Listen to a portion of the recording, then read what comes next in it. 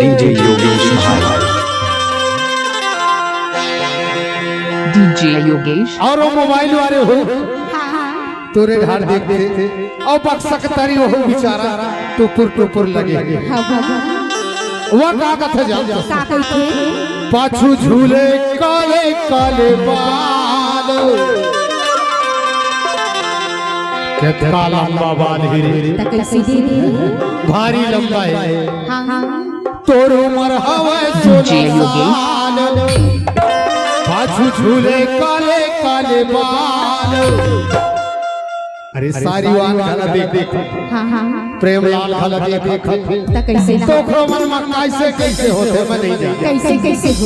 कैसे होते जाना तय जिंदगी के कर ले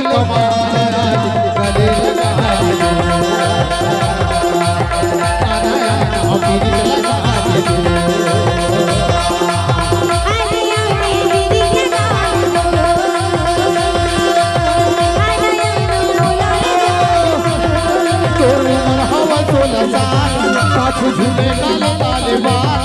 तोर उम्र हवा 16 साल पाछू झूले काले काले बाल जिंदगी के कर ले कमाल आज गले लगा दे आना आना पीरित लगा दे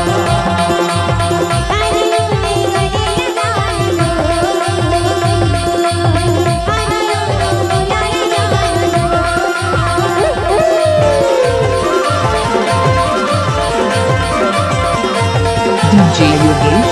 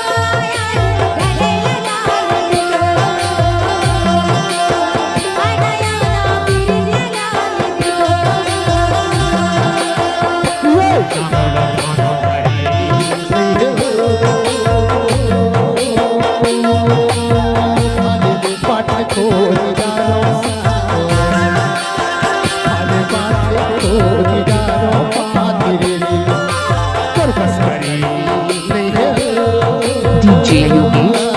गले लगा दे आना आना पीरित लगा दे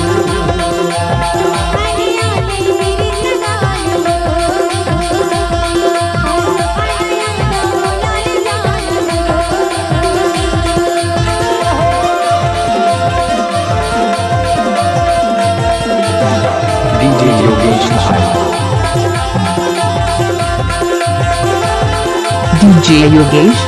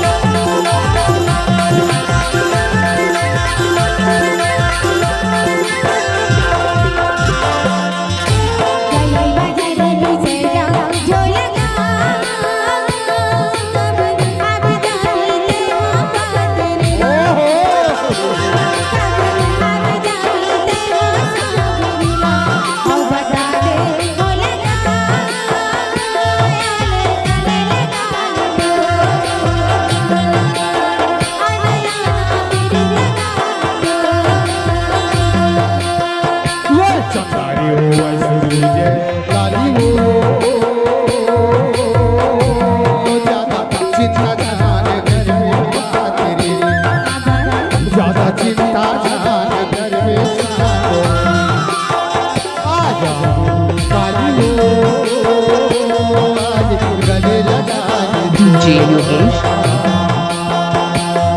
आना आना पीरित लगा दे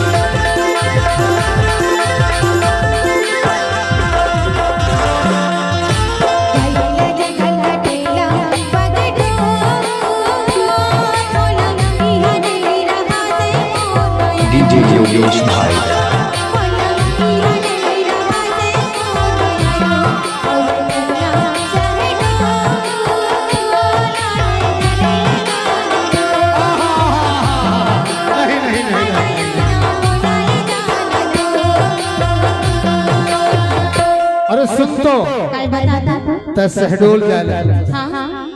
सहडोल जाए के लाने मूर्ति का तारे नहीं है कैसे बता दीजिएगा और मैं सोचा था का हाय अरे नहीं रे काई पैसे के बात नहीं कहो तका बात थी का चीज लगा हाथ हो जाना अरे चांदी की मुंदरी बुला DJ Yogesh,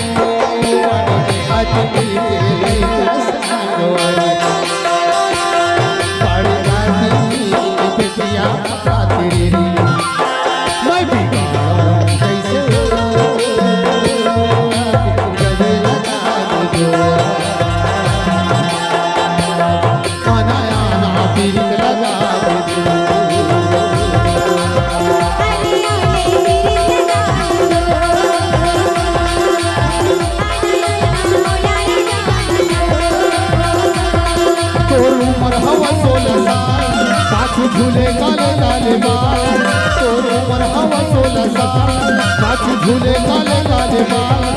डीजे योगेश भाई DJ Yogesh,